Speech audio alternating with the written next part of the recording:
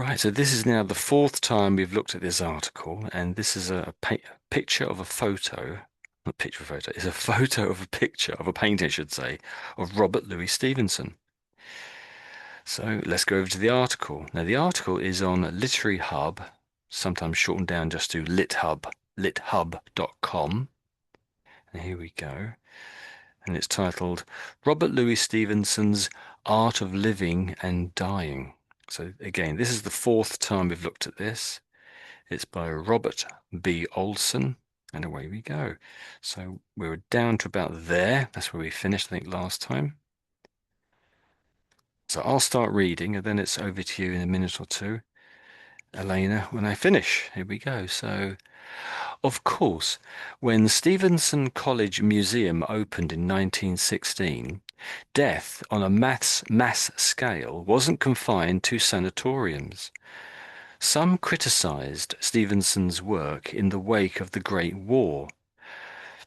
The Times Literary Supplement argued in 1919 that his emphasis on adventure, courage, and optimism was no longer tenable. Violence is not the fashion, nor for that matter is optimism. Stories of adventure told by recruiting sergeants had cost too much in shattered limbs. Such critique was partly a backlash against a sentimental, simplistic portrayal of Stevenson as a cheerful invalid. His friends rejected this caricature, which William Ernest Henley called a barley sugar effigy of the real man. When he was sick, H. J. Moores remembered Stevenson would cheerfully damn the whole universe. Then the Stevenson whose view of life was somehow debunked by widespread suffering was unrecognizable to those who knew him and his best work. Okay, so it's any words that were a little bit unclear to you, the meaning or perhaps some of Mhm. the words. Backlash against the sentimental backlash. Okay, so a backlash is sort of the opposite effect of what you might have expected, or an opposite effect of what's been happening up until now. So we've just had the Labour Party's just been in power for about a year, and some people are saying they're experiencing a backlash. So people are sort of a bit annoyed with what they're doing and that sort of a thing. So that's a backlash against them. They had a forward lash, you might say. That's not real. I've just made that phrase up. Things were very good for them a year ago. Everyone was very excited. But now things are a bit harder. They just had the just had the budget, and people's taxes are going up, and there's sort of a backlash. People are against them a little bit Mhm. more now. So a backlash is an opposite sort of change in view normally. Mhm. Reaction. Yeah, a reaction. That's Negative it. reaction. Yeah, that's it. That's Mhm. it. You've got it. Anything So, else? other word debunked. Yeah. So debunked. So you might think, oh, it's the opposite of something, but not really, or at least I don't know what bunked is. So debunked is when perhaps you show that something is sort of foolish or fake or very sort of misleading, maybe. So it's a little bit like, have you heard of UFOs? UFOs, flying ships from outer space, possibly? Sometimes people come along and they debunk those photographs. They show that they're fake, in other words. Oh, this photo of this spacecraft is fake. It's really a normal aircraft upside down or something, that sort of thing. Or ghost stories, or might get debunked. Oh, this wasn't a real ghost. It was just someone in a white sheet, that sort of thing. So Mhm. that's debunking. Um, Right. are you okay with the word critique? Critique. Yes. So it's not. So if there was just a C there, that would be critic, critic. Critique. But so this way, it's critique, Mhm. critique, Critique. critique. So it's like the French way of saying it, you might say critique. Okay. So the critique is perhaps the whole body of writing about somebody. So I might write, going back to the Labour Party, I might write sort of 10, 20 things which are what they're doing wrong at the moment. Their leader is too disconnected from his party. The taxes are too heavy. I might write a whole series of criticisms as a Mhm. whole altogether. You might call that a critique of the whole of the government. A bit of writing you might call the critique. Sort of like a collective noun in that sense. Mhm. Um, so sugar barley, no sugar barley. So Well, yes. barley sugar effigy. Orange sugar. Obviously, this is Mhm. in quotes. So someone's made this little sort of idea up. So you can make little sweets out of what's called barley sugar, and they're obviously quite nice, but they are obviously very sweet because they're basically sugar. And I think you can make them in sort of pretty much whatever shape you wanted. So here, there is this idea of a very, very sweet man. So I guess they're really saying is, so so if I just read the whole line, maybe just remind myself what he was saying. So his friends rejected this caricature of Stevenson, which William Ernest Henley called a barley sugar effigy of a real man. So this William Henley is saying that the critique that others were making was a barley sugar effigy. So just a fake version Mhm. of him, not real, not a proper version. And of course, you said previously, remember, do you remember what the sanatoriums are? Sanatoriums. Yes, I very good understand what is it. Okay. Oh, you work in that field, perhaps, In, do you? Okay. in Soviet period, it was um, Hmm. very common. This. Yeah.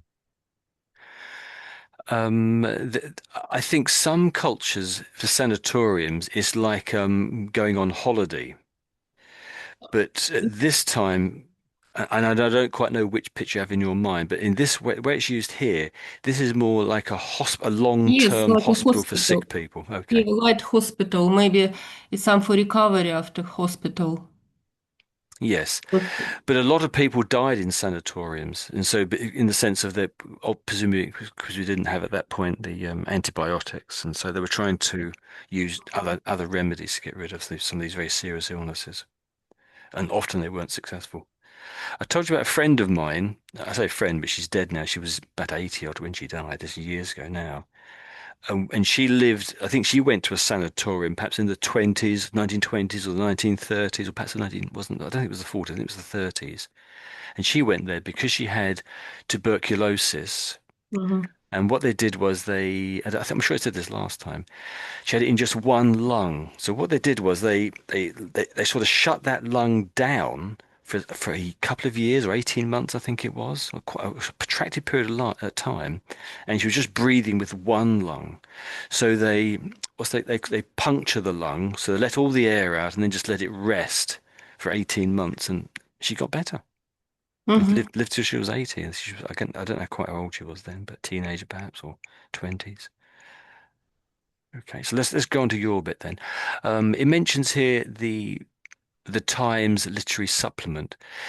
I th Now today, this is the sort of the leading um, publication that sort of writers would read and perhaps make a point of have made sure it was available to them so they could understand what was going on in the sort of literary world.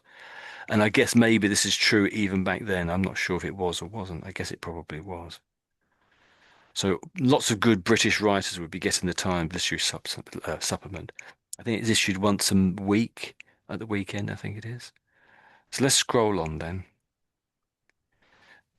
So this bit is yours, I think, this one here. So while some dismiss Stevenson, I should say. Can you see that okay? Yeah. Okay. Should I read it Yeah, aloud? this is your one. This is your Okay. one. Mhm. While some dismissed Stevenson after World War First, World Mhm. World War One, others found his writing uh, uniquely, uniquely suited to the time. In 1916, the London publisher Chatto and Windows released a popular booklet called Brave Words Against Death from the works of Robert Louis Stevenson. Printed small enough to fit in a World War I soldiers in uniform pocket, the compilation was meant to be read in the trenches so that, to recall Stevenson's phrase, soldiers wouldn't go through fire unshielded. The great World, War, World War First poem Wilfred Owen not only read Stevenson but deliberately visited his Edinburgh haunts and thought out the writer's old friends while being treated for shell shock. Owen's grateful description of a soldier killed by poisonous gas in Dali at Decorum East, found, founding like a man in fire, white eyes writing in his face, guttering, choking, drawing, reveals little tolerance for romanticized violence or facile optimism. After witnessing such horrors first, firsthand in battle Mhm. and continually in nightmares, Owen turned to Stevenson. Just a few weeks before his own death and the end of the war, Owen wrote to his mother, "At present, I read Stevenson's essay, and I do not want any books." Oh, it's very Yes. complicated piece of text. Yeah, it is. It's a tricky thing to read, isn't it? It is a bit tricky. Lots of quotes. It goes in and out of quotes, but it keeps in within one line. It's very tricky, isn't it? There's one here, choking, drowning, and they go straight into the same line. Yeah, I like it. I think the very first time you read this word, you weren't sure how to say it, but you're saying it spot on now. That's it. That's good. You got that word there. That's Mhm. you remembered that. Well done. Yes, So, yes, it's yes, famous. that's right. Essays. Yeah, there's lots of history here, isn't it? Yeah, so there's got this WW1 thing here. A lot of people would say World War One. That's it. That's what you said for the most part, I think. There's three, I think it's three times you said World War One, three times, or twice actually. The first time you weren't quite sure what to say, but you got it eventually. That's it. So Yeah, it's most. better to say WW1. Yeah, I don't think that's me being a bit cheeky. Most people read it out as World War One, but quickly Mm. World War One, and the W is hard for you, isn't it? So people say it quickly World War One. That's what they say, World War One or World War Two, maybe if it's the other one. So what did the Russians call World War One then? I know it was the second one is the Great Patriotic War. What was the first one called? It's the same. No, the First, same title, same name. yeah. The first Great Patriotic But War. we'd say First World War. The Russians say that, do they? Mhm. Oh, okay. So it's the same. It's number first. Hmm. Первая мировая война. First World War. Well, so what do they call the Second World War then? World second. So First World War. Hmm. First World War. Mhm. Yeah, I suppose we would say that too, actually. We might put the first in the front. First World War.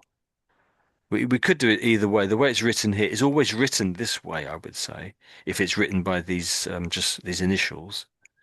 But we might actually put say the first at the beginning, First World War. We might actually say that in all honesty. So you could say it either way, or World War One. So First World War or World War One. It's rules in English language. The first is the main word. So that again, sorry. On the first place, it must be the most important word. So in this context, it's world, Hmm. war first. Well, it's only first because it's number one, and number two would be the second one. That's really all it's saying, I think, isn't it? That's it, I think. Okay, so let's move on then. I think noticed this word up here. I can't remember. So can you say that word again? That one. Uniquely, Yeah, that's it. Yeah, so that's pretty much it. So I just read it again, those three words for you. So writing uniquely suited. Writing uniquely suited. So uniquely. Do you want to try it again? So uniquely. uniquely. Yeah, that's it. That's pretty good. That's pretty good. Um, and then just below here, there's this name here. I've never ever seen this name before. It looks very made up to me. So Chatto, I think that's what you said, and your W was a bit V-like. So so I would say Chatto and Windus. Do you want to try that again? So Chatto and Windus. Chato and Windows. It's still a bit like Vindus when you're saying it. To me, it's too much of a V sound when you're saying this bit here. But for me, this is like wind. Or Windows. we'll probably say Windus. I've never seen this name before. It's probably Windus. Windus. Windows. Win. Windows. Yeah, so it's the W really. That's the big thing there. And that word there on the end of that sentence, that one there. So, do you fancy just reading those last couple of words there again? Popular booklet. Yeah, no, this one here we say booklet, booklet. Booklet. So it's just like let on the end, booklet. Booklet. So a booklet, pretty much anything with a let on the end is a small version of something. So this is a small book, might be very thin or just small in height and width, maybe, etc. Something like closer to a pamphlet, maybe. And perhaps they're very similar, almost probably. So it pronounced booklet. Yeah, Booklet. yeah, that's pretty much it. Yeah, you got it now. Yeah, booklet, booklet. Yep. Um, I think a couple. This word is in this paragraph a couple of times, and I think you said it. You gave it the wrong set. You gave it the wrong tense. I think that's my memory anyway. So, so it's you can say this can be said read or read, and I think whichever way Read. it should have been said, you put it the other way. I think so. You've got to work out from the context which sense you should say, which tense you should put it in. And I think you just happened to pick the wrong one. Two on two occasions. It's there and somewhere else. I can't remember where it was now. So in this context, it must be uh, written like a red. So the Read. compilation must be read in the trenches. Read. Um, yeah, yeah, I think so. But it sounded wrong when you read it out anyway. I can't see quickly which way it is, but yeah, this compilation must be read in the trenches so that yeah, I think it's that way around. So you've got to work out from that whole line what's happening. Are we in the past or the present or whatever or the future or something, and then work out which way to read it when you get there. Have it in your mind, I guess. I mean, I'm sure you probably do, and you'll get it eventually, naturally, I'm sure. So maybe look out for that word and just be aware. Oh, make sure I'm putting the right tense in there. So I'm sure you know compilation. You know the word compilation is new, not new to you, is it? Compilation. Mm, not sure. So a compilation is a grouping together of lots of other things into one thing. And so I guess this is the book we're talking about. So lots of small books, maybe, or lots of small quotes, perhaps, compiled, completed into a compilation of one small book with lots of different little bits in it, perhaps. So Robert Louis Stevenson wrote lots of different books, A compilation of his books might be one big book with several different stories in it. Mhm. That's another way of putting it, maybe. I don't know quite if that's exactly what happened here, but I don't think it can be. If it's in a small booklet to fit in someone's pocket, I don't think it can be that. Um, Wilfred Owen is fairly well known to British people, but not everybody, I guess, because he's over 100 years old now. So he was a poet in the First World War or World War One, and he died in the war. He died right at the very end, pretty much in the last week or two, right before the end of the war. He died just at the end of the very end of the war. He died. Um, I think he was in the trenches, and this little bit here. Um, so Owen, that's the poet, Owen's dreadful description of a soldier killed in by poison gas, I should say, in so he looks like he's watched someone die by being poisoned with gas because this I guess this was one of the very first wars where they It had was four, I think. they used gas as a weapon sort of thing, as far as Four, we're yes. aware. Horin gas. Yeah, chlorine, Mm. mustard gas. There was a bunch. They discovered a few as they went along, didn't they? Um, and I think we spotted at the beginning. This looks like Latin, and I think your pronunciation was very good. So I think you missed out the et maybe. So et decorum est, and I would say I don't know how to pronounce that exactly in Latin, but it looks like Spanish for dulce or dulce, dulce, and that means sweet basically. So Dulce. dulcet, Dulce. dulcet means basically sweet. Dulcet tones, sweet tones. So sweet. Or dulce, maybe. Sweet. Not really, no. I think El Duce, as in sort of the leader of Dolce fascist vita, for example. fascist Dolce Italy. vita. That I mean, like it's closer to Duke. El Duce is closer to the Duke or You the know big. expression dolce vita? That means the Sweet sweet life. life. Yeah, so the Dolce same. vita. So Dolce. sweet again, isn't it? Yeah. So okay. So Dolce. dulce. They say Dolce. dulce or dulce et decorum est. So sweet, sweet and proper, correct.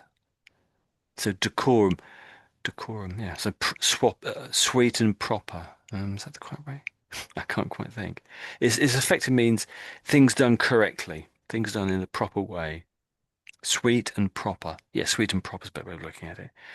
So that's a quote from Latin Mhm. poem, I think it is, and that's the title that Wilfred Owen, the guy who died, he wrote this poem, and in it he talks about a man who dies from gas poisoning. Terrible. So Flound, floundering, like yeah, so if I read that little bit there to you, so he's got an apostrophe up there, isn't he, in the middle? So that means he's missed something out, and it's only one letter. He's missed out the letter E. So um, floundering like a man in fire, floundering like a man in fire. this apostrophe is confusing. So if you're floundering, you're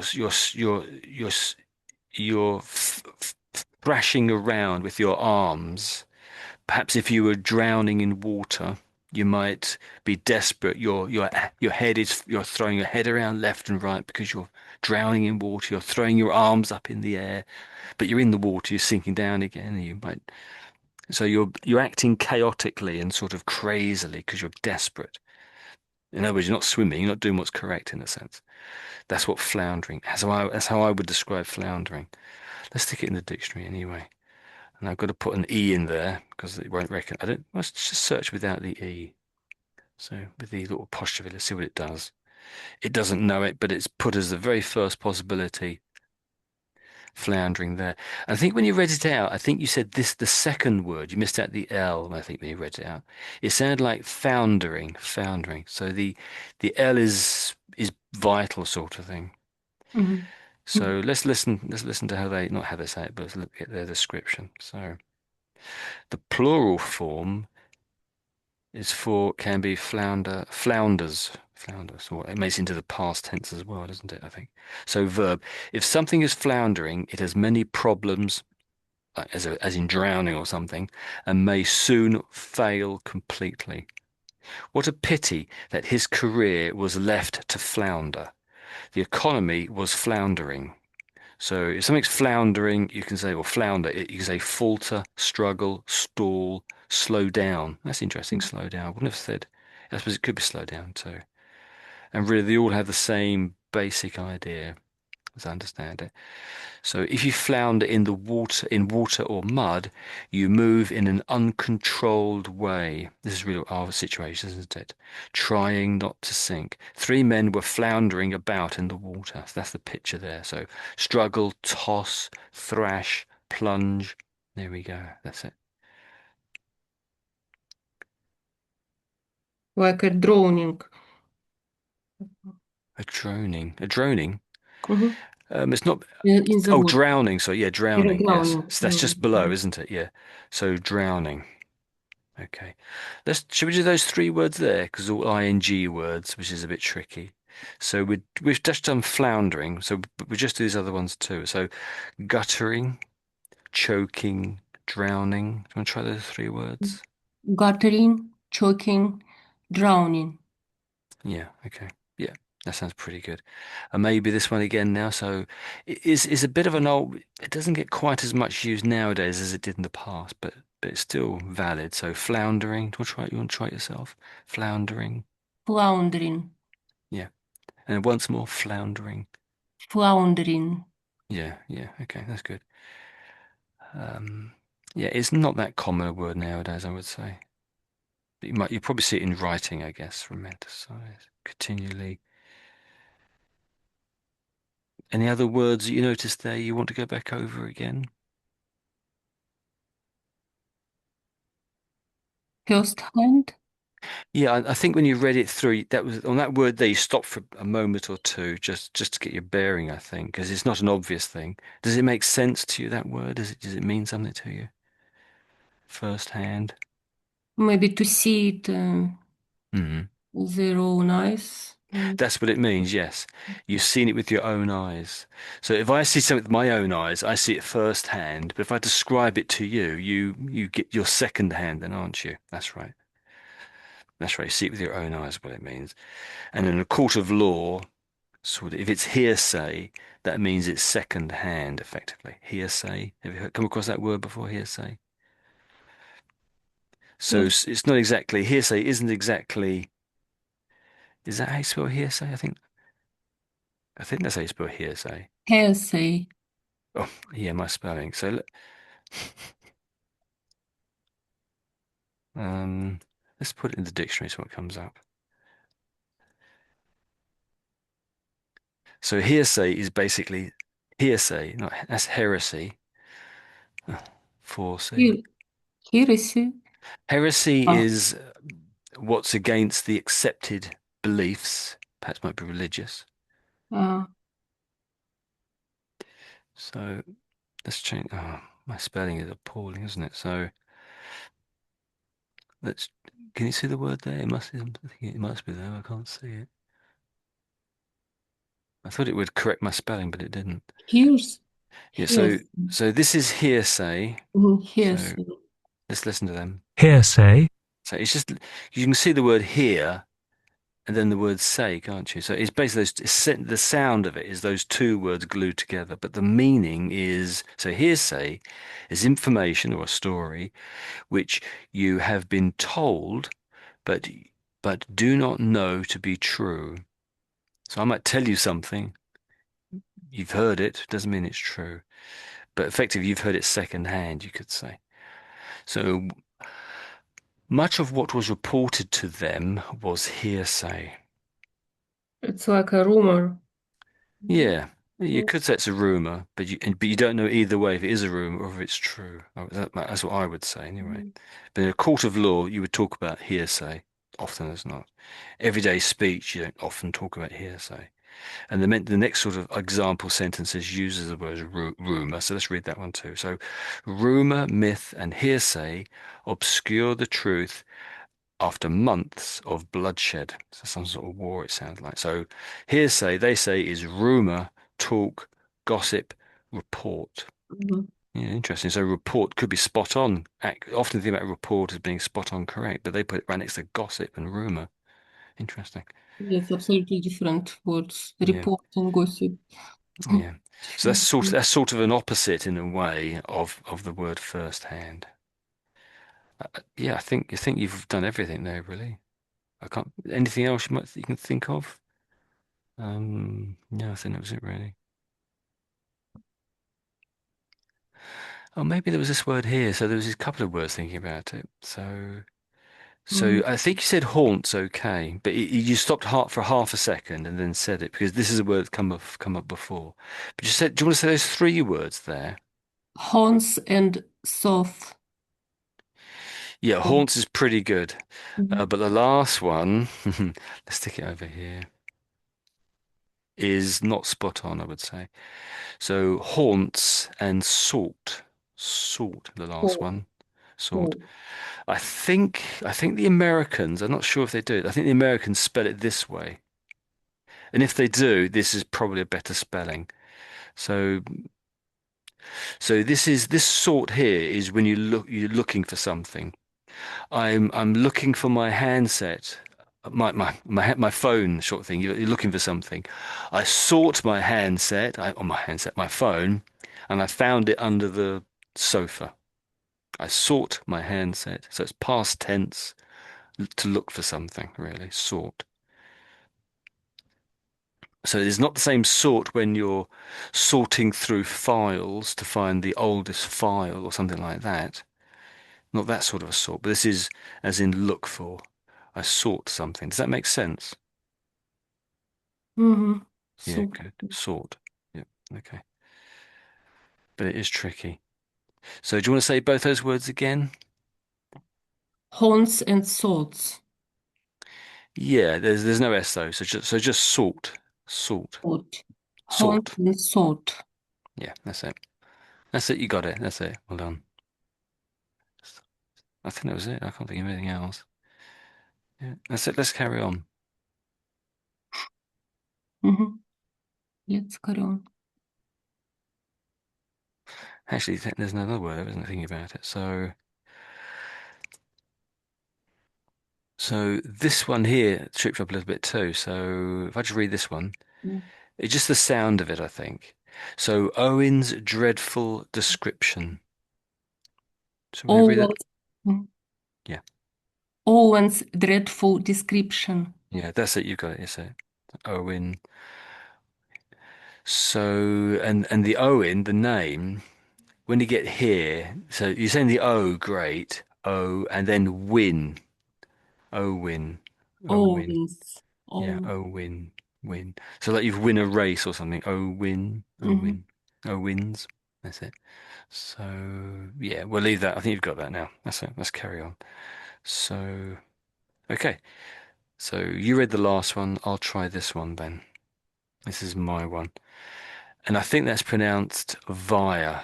This Mount Via, I think. Okay, so from the window above his writing desk in Samoa, Stevenson could see the summit of Mount Via, a steep 1,500-foot mountain overlooking the Pacific, running with streams and thickly covered with tropical forest. By this time he knew he could never go back to Europe. Having lived in Scotland, England, France, Switzerland, California, New York, and Hawaii, the nomadic author had finally settled in one place, Valima. Valima, I don't know how to pronounce that. Valima, I suppose, Valima. Valima, Samoa, would be home for the last 4 years of his life. Stevenson went swimming and sailing, hiking and horseback riding, feeling better than he had in years. My case is a sport, he mused. I may die tonight or live till 60. He decided that he would be buried at the top of the adjacent mountain and had his window and desk placed specifically for this view. Every time he sat down to write, Stevenson would quite literally, f- was quite literally facing his own death. Mm. But this was nothing new. As he reflected, I have had to live nearly all my life in expectation of death, It's which is an very sad. amazing way to live, isn't it? Very sad. To live every Mm. day as it was his last day in life. Mm. But beautiful too that he's living it in such a full way, I guess you could say. Mm. Very honest and upfront. Interesting, very interesting man. Fantastic to know, I guess.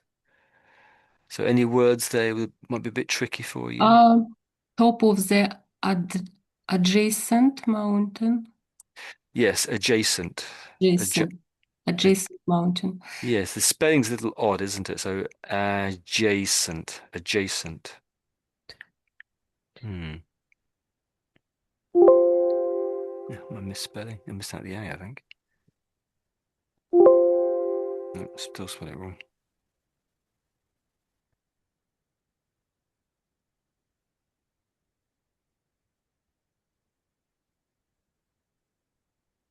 I've gone straight to his death there by accident. Okay, so there we go. Whoops. Yeah, Yeah, back. yeah, Adjacent. yeah. That's it. Yeah, adjacent. I, I I would say you don't really hear that letter there, the D. So it's sort of adjacent, adjacent. It's not really adjacent. So we could listen, see if they give a slight variation of that pronunciation. Adjacent angles, adjacent. So let's listen to them. adjacent, Yeah, it's not really there, is it?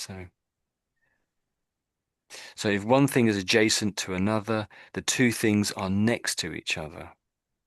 So two men might be adjacent to each other, so they're touching almost each other, perhaps. Adjoining, neighboring, nearby, Mm-hmm. abutting. Here we go. Neighboring. Neighboring.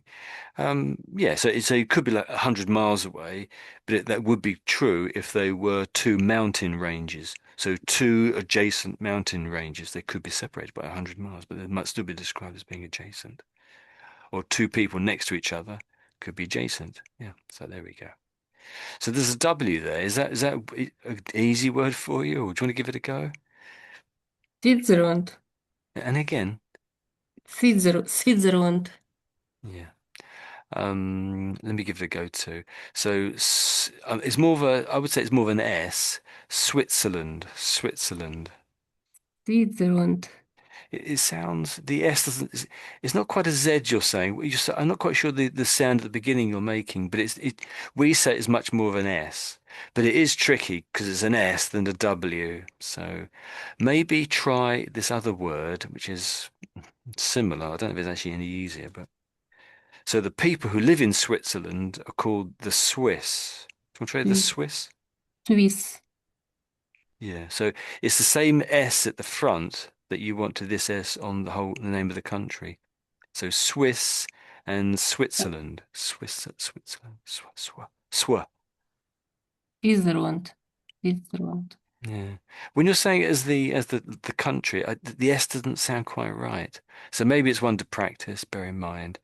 So maybe try this one down here. There's another SW word. So this is swimming, swimming, Swimming. Swimming. and again. Swimming. Okay. Yeah, that sounds okay. Yeah, that sounds okay, I think. Right. And how about Hawaii? Hawaii, is that okay for you? Hawaii. Yeah, Hawaii.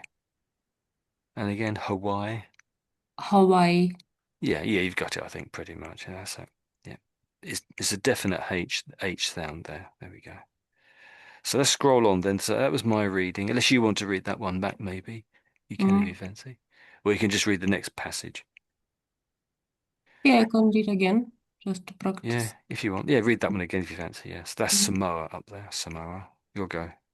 From the window above his writing desk in Samoa, Stevenson could see the summit of Mount via Mhm. a steep 1,500-foot mountain overlooking the Pacific, running with streams and tricky covered with tropical and thickly covered with tropical forest. By this time, he knew he could never go back to Europe. Having lived in Scotland, England, France, Switzerland, California, New York, and Hawaii, the nomadic otter had finally settled in one place. Wailama, Samoa, would be home for the last 4 years of his life. Stevenson went swimming and sailing, hiking and horseback riding, feeling better than he had in years. My case is a sport, he mused. I may die tonight or live till 60. He decided that he would be buried on the top of the adjacent uh, Mm. adjacent Mhm. mountain and had his window and deck placed specifically for this view. Every time he sat down to write, Stevenson had quite literally facing his own death. But this was nothing new. As he reflected, I've had to live nearly all my life in expectation of death. Mm. Yeah, good reading, brilliant reading. Once again, really good. Um, Also, go back to Switzerland. I think it's the T and the Z sound here is a bit tricky for you. So Mhm. Switz, Sweet, Switzer, sweet, Switz, Switzer, sweet pizza. Swi Switzerland. yeah, yeah, that's pretty good. Yeah, Switzerland. Switzerland, Mhm. Switzerland. Switzerland. Mhm. So I think the H H had begun to sort of died a bit. So I think you said it's like Avin rather than having, which is Having. just as me being awkward, really. Mhm. I think, and then it was so the word above it too. That was a bit tricky. I think you said it a couple of times. So try it again. So thickly, Thickly, thickly, yeah, thickly. yeah, thickly. Yes, thickly. Mhm. I think the K at the end is a bit sort of dying, or the CK is dying a bit at the end when you're saying it. So thickly. So I guess I'm saying thick quite strongly, then putting a lee on the end of it. Does that make sense? So Thickly, thickly. I think you're right. I think you're. Let's put it in the dictionary. How they? Let's give some advice for the dictionary. They always have an interesting way of listening, saying it, don't they? So thickly forest, thickly wooded. It says there. They've got thicker, thickest. Let's listen to thick anyway. thick, So slice the meat thickly. Let's see how they say that. So slice the meat thickly. So it's quite strong saying thick, and then the lee gets stuck on the end. slice the meat thickly, Thickly. You definitely hear the ICK bit on the end. Thick. Do you want to try that? Slice the meat thickly? Practice? Slice the meat thickly. Yeah, that's it. That's spot on. Yeah, you can't get any wronger than that. Better than that, I should say. That was spot on. Anything you want to practice there again or ask about or anything? Europe. Correct. So Europe, did you say? Europe, Europe. Yeah, Europe, Mhm. Europe. Yeah. Um, I think you said deck. When you got here, you said deck rather than desk. That's what it sounded like anyway. So it's just Deck. yeah, yeah, yeah. But it's desk. Desk. So this is like his table, isn't it? So we might have a decking in our patio or something. But yeah, okay, it might be appropriate. Um, so I think the TH was a bit quiet there. So author. I think Also. yeah, yeah, that's it. So just be aware of that maybe. And when he was talking about his death and was being buried. So I I yeah, I say buried. yeah, buried didn't sound quite right. So he decided. To be buried at the top of the adjacent mountain. So let's just do that line again. So it gives you adjacent as well. So he decided that he would be buried, so buried at the top of the adjacent mountain. Your adjacent was perfect. So just try that again, that bit there. He decided that he would be buried at the top of the adjacent mountain. That's it. Spot on. That was perfect. Very good. Very good. Yeah, so buried and adjacent. You've got it. You've got it. They were Yes. great. Actually, whenever you said adjacent, you had it spot on. You didn't really get it wrong, really. But but when you thought you had it wrong, you then corrected yourself and sort of started going away from it. But the first time you said it, you were spot on. That was good, I thought. Very good. So perhaps trust yourself your very first go as much as any other one. Let's scroll on, maybe. Okay, so I'll read this little bit here, and then you can read the next passage below, I think, maybe. So normally these big bits here are just a quote from the one or two paragraphs before that we just read. So it mentions mayonnaise. We haven't just read mayonnaise, have we? So it's some earlier in the passage, it must say this here. Perhaps we read it last week, maybe. Anyway, so it says, so we find him at the very end writing ambitious novels and making big plans, working, playing, helping his loved ones, and yes, even relishing salad, adding oil to the mayonnaise dressing with a steady hand, drop by drop in his final moments. So this must be a bit we haven't read yet, because I'm sure we didn't read this bit. So if he's adding it steady hand, drop by drop, in his final moments, this must be the day he dies, or the week he dies, perhaps. Mm. So maybe you've got that bit here, because it does say dead or died, the second word in. So this is your one. Over to you. Mhm. Stevenson died in Samoa on December 3rd, 1994, at 44 years old, after a lifetime of prolonged battles with illness. He died suddenly of a cerebral Mhm. hemorrhage. The details of his last days of life reflect his writing on approaching death. In his essay, as triplex, an allusion to Horace's line, triple brass armored his heart, Stevenson asks who would find heart enough to begin writing a novel or embark upon my work more considerable than a halfpenny postcard. If he dallied with the consideration of death, Stevenson began his last day writing the novel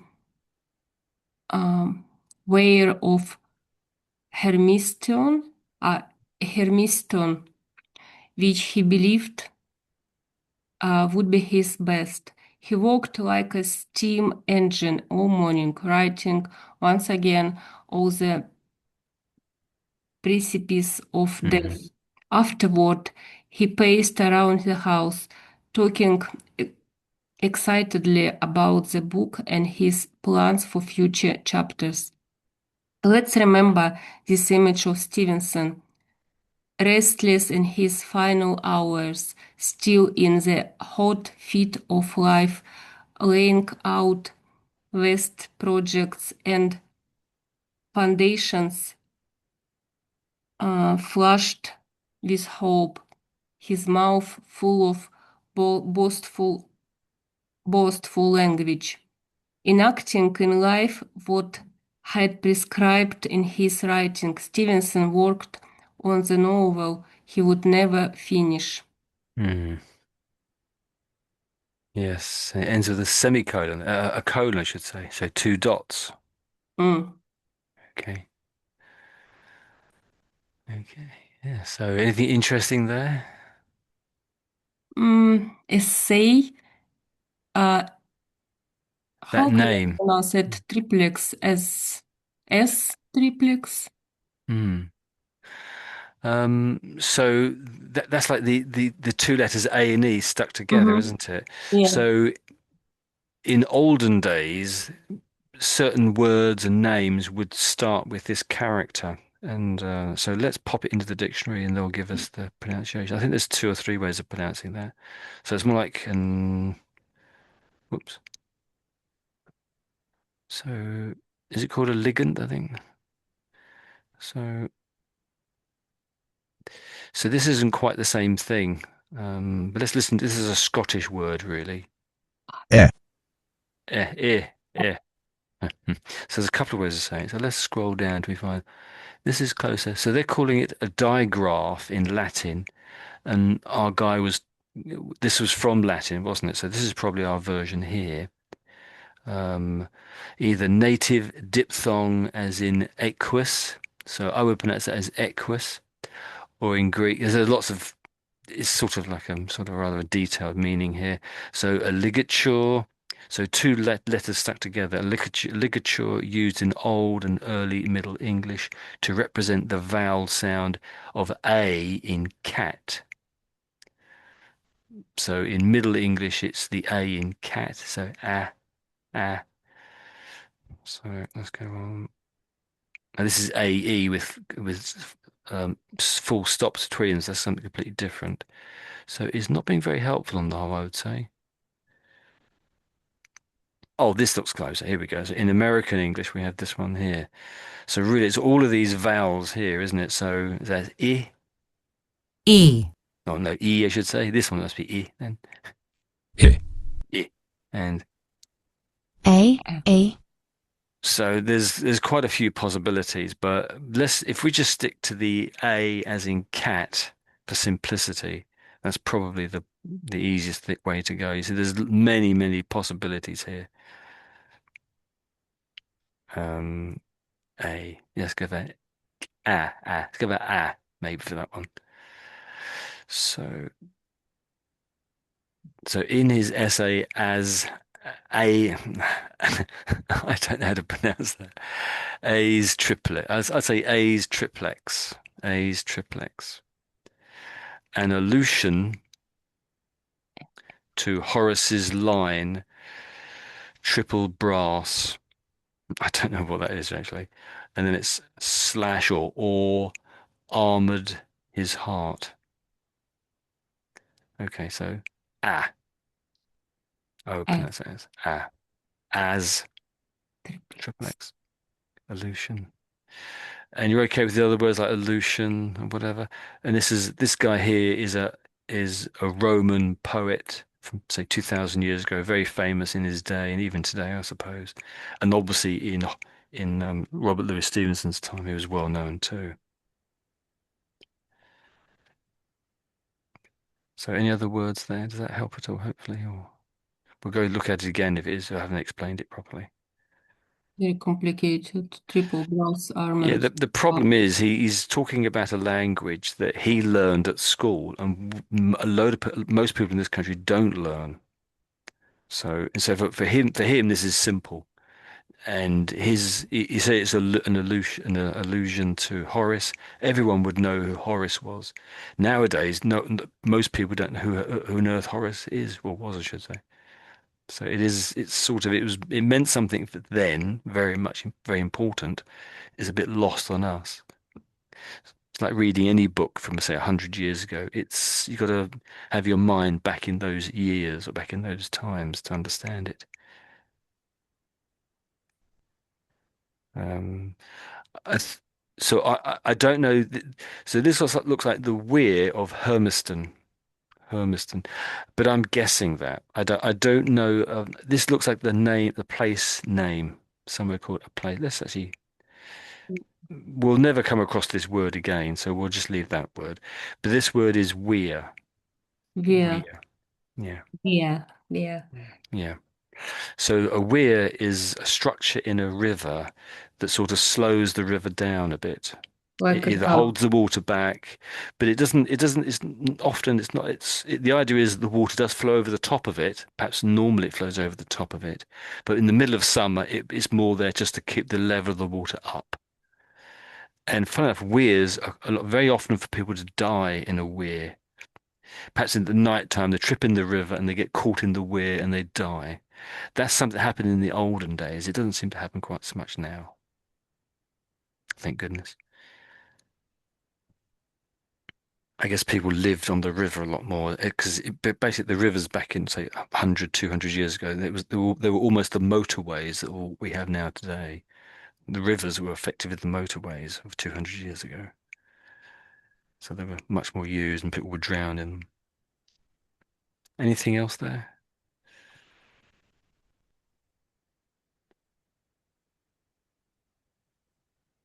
It's expression in the hot fit of life. Yes, there was something there. Of life. I was expecting you to say this one here. So a hot fit of life. So there we go there. So Yeah, in the hot fit of life, laying out vast projects and foundations flushed with hope. So if it's that last bit though, and we'll come back to the hot fit. So if you're flushed, there's not flushing the toilet, but it's if you are flushed, it means you have a reddened face. Your face is slightly reddened. Maybe Mhm. you've just run to catch the bus, or maybe you're embarrassed about something. So if your face flushes, it means blood has come into your face and your face has gone slightly red. Maybe you're embarrassed or run for the bus or something. But here he's flushed with hope. So he's excited about something. He wants to do something, to produce something, the book maybe, I guess. And here it's saying in the hot fit. So a fit, to my mind, if you're having a fit, it's a state of great excitement. You're really excited about something. Of course, a fit could be a medical fit, in though you're having an epileptic fit. But I don't think it's really that. I mean, it could be, of course, but I don't think it is. So in the hot fit of life, so he's really excited about something. I think that's what it's saying, and I think this hot fit is the same sort of idea as flushed with hope, is what I would say anyway. Same sort of a thing. Not exactly the same, obviously. If you're having a fit, it's more you're running around excitedly. That's what I would say. Sometimes you might say, I slept fitfully, fitfully. So you're not having a fit when you're asleep. It's more simply saying that you didn't sleep very well and you perhaps tossed around from side to side when you're trying to sleep. I slept fitfully. So on and off. You're perhaps a bit too excited. Is my understanding is you're a little bit, there's too much excitement and you didn't really sleep very well. That's another way of looking at it, I should say, perhaps.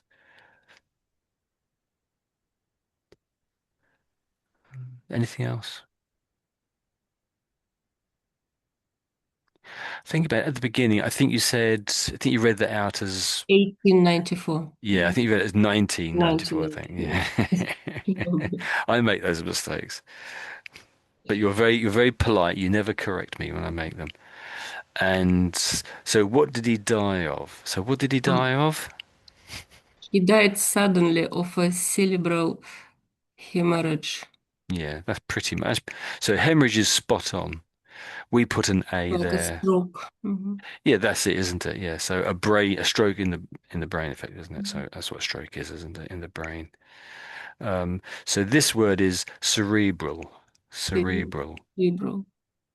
So that's a C. So it sounds more like an S, you might say. Cerebral. Cerebral. So cerebral hemorrhage. So that's a particular part of the brain, isn't it? Cerebral.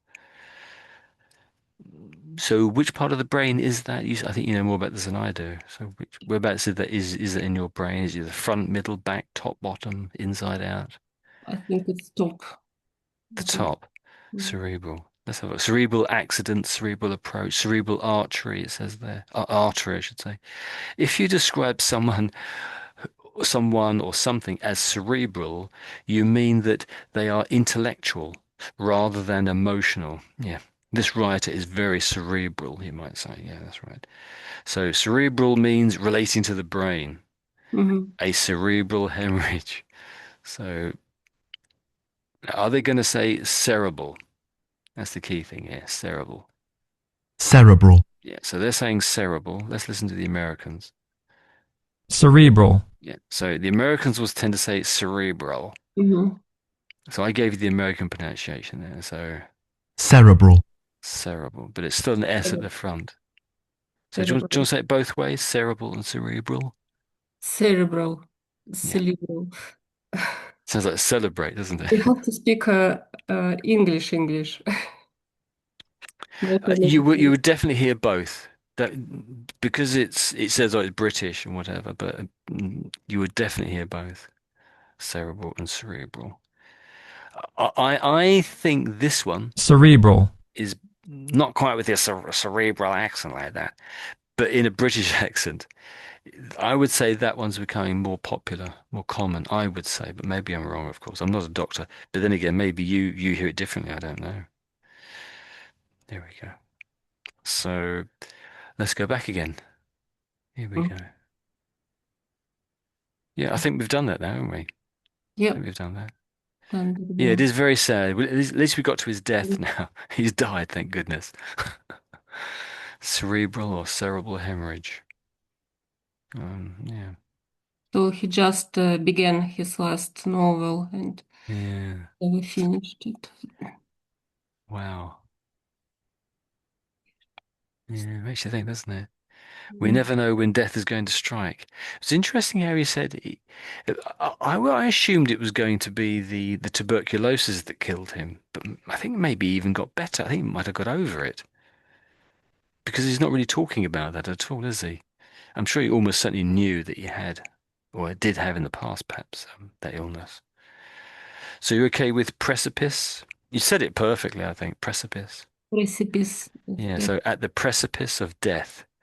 Normally talk about cliffs, a cliff as having a precipice. Mm. So it's just that edge where you fall over sort of thing. The edge. Expectations of death. Mm. Yeah, the fall itself, I think, is the precipice, isn't it? Technically, you might say. So what's a weir? Weir, it's like a dam. Yes, a bit like a dam. Yes. But it's not used as a dam. Normally, a dam is like it for make electric power or something, isn't it? But a weir might be just a few feet high. Might be as high as your knee or as high as your ankle or something. So it's just to slow the water down so that the fish have water to swim in the summertime. That it could be as shallow as that, or it could be as high as your head or over your head. So there's different sort of. It's really what it's trying to do. The weir is trying to hold the water back so that there's water in the river for whatever activities there might be. So it might just so that boats can use the river. It's not really a dam. So it works as a dam, but the idea is it's just holding the water back in there so that people can, so that fish will have water to live in, to swim it around in, rather than all the water flush away down the river into the Mhm. sea. It slows it down, effectively. It just slows it down. Some animals, beavers, built this. Yeah, that's right. Yeah, Weirs. yeah, yeah. That's it exactly. And the weirs have existed for thousands of years, thousands, back before Jesus Christ. Weirs have existed. Yeah. Okay. Great. Let's carry on. Let's carry on and chat about it a little bit more if you fancy. Let's have a quick look if there's any more photos, if any photos, I should say. Not a single one. It does talk about Trenton B. Olsen, the guy who wrote it. So let's have a quick look at that then. So Trenton B. Olsen, PhD, is an associate professor at English at BYU, Idaho, author of Wordsworth and Evolution in Victorian Literature, and editor of the Complete Personal Essays of Robert Louis Stevenson. So essays really are those sort of short writings. There could be a story, but it's more like it could be just one piece of paper, or it could be multiple pieces of paper, would be an essay. Sometimes on one subject, but not really a story, but it could be a story, a very short story. He currently serves as the president of the Stevenson Society of America, which owns and operates Robert Louis Stevenson Cottage Museum. So we heard about the Robert Louis Stevenson Cottage Museum. And if I remember, it was on the verge of falling down because it needed looking after. So maybe this is why he's written the article, I guess. Learned about the efforts to save the world's first site and finest collection dedicated to Stevenson. Oh, okay. Mhm. So his cottage museum located in America, where he lived I in New th York. Yeah, was it? Is it New York? I thought it was, oh, is it upstate? Remember we were talking about upstate and down, not down, but downtown, weren't we? So upstate, there we go. Yeah, so the Mhm. Adirondack Mountain, Upstate. yeah, upstate New York. So yeah, so is that where you think his cottages came to Arthur, isn't it? So Adirondack. Yes, it makes sense, but he did live in California for a while, didn't he? So, and California's on the other side of America, so I'm not 100% sure, but yeah, but it could well be there. Make a lot of sense, wouldn't it? He seemed to love going to these faraway places and very wilderness-like places. It's a better climate for his lungs, California. Yeah, yeah, California would be so much warmer, but New York is a little bit like Britain in a way, isn't it? It's a bit damp in the winter and cold in the winter, very cold in the winter, I think, isn't it? Yeah, cold and snowy. There we go. So William Morris and Mount Rushmore sculptor Gutzon Borglum established the Robert Louis Stevenson Memorial Cottage, the world's first site dedicated to the author. Mm. Roanoke Lakes, Baker Cottage. Right, okay, yeah. So it's over 100 years old. But if it's in the wilderness, it's not going to attract people, is it? If it's in the middle of the city, I'm sure thousands would probably go there. Mm. Okay. No, people remember him. He Oh, loved yeah, we definitely will. He won't be documentary. forgotten, will he? He won't be forgotten. So, who is similar to this guy? So, Robert Louis Stevenson died at about 44, and you said another writer died Yeah, at 44. Was it Chekhov, Anton Chekhov? Pavlovich Chekhov. Mm. Mm. He died the same age, 44, from tuberculosis as well. Was it about the same time in the 1800s? When did he die? Was it the Uh, 1900s? I think he died in 19th century, earlier So, than well, oh, Stevenson. earlier, say 50 years Mhm. before or something. Okay. Mhm. Chekhov.